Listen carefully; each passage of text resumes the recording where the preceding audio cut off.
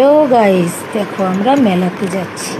আমি, আমার ছেলে, আমার নাতি, আমার বৌমা। দেখো বালিয়ান্তা বাজারে এই মেলাটা হয়। বাজি ফুটছে, বেলুন, কত বাজি, কত রঙের বাজি ফোটা হচ্ছে, বেলুন আছে, কানের ঝুমকা। দোকানটা দেখো কত সুন্দর। চাটের দোকান, চাট খেলাম। সেখান থেকে আমরা ঠাকুরের কাছে গেলাম। দোল পূর্ণিমার দোলের যে ঠাকুর বেরোয় নিয়ে আসে, সেই ঠাকুর দেখো। সব মন্দিরগুলো কত সুন্দর সাজিয়েছে। আমি আর আমার দাদা দুজনে মিলে হাঁটছি, হেঁটে হেঁটে হেঁটে হেঁটে দেখছি। আমার দাদা খুব এনজয় করছে। কত রকমের ঠাকুর, কত লাইটিং, কত কিছু।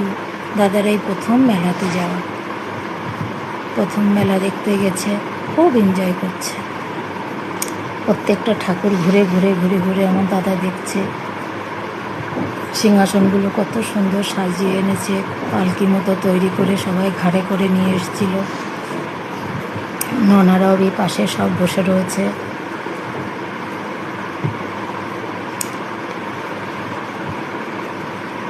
দেখছে কত সুন্দর করে, পুরো রথের মতো করে সাজিয়েছে।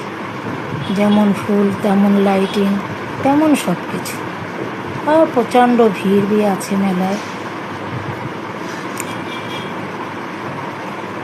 দেখছে কত রকমের লাইটিং করেছে।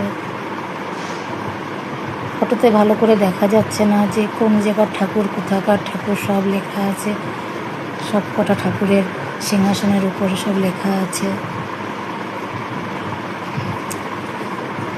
ঠাকুরগুলো শুধু তোমরা দেখো, একবার দেখলে মোটে সেখান থেকে আসতে ইচ্ছা করে না। সেখানেই মনে হয় সারাদিন বসে থাকি, ইচ্ছাই হয় না, চোখ সরাতে ইচ্ছা হয় না। আমার দাদাবি তাই কত সুন্দর তাকিয়ে তাকিয়ে দেখছে, একটু বিরক্ত করে না, কান্নাবি করেনি। ও বি খুব এনজয় করছিল। কিন্তু অতিরিক্ত ধোয়ার জন্য আমরা শীঘ্র শীঘ্র চলে আসতে হলো।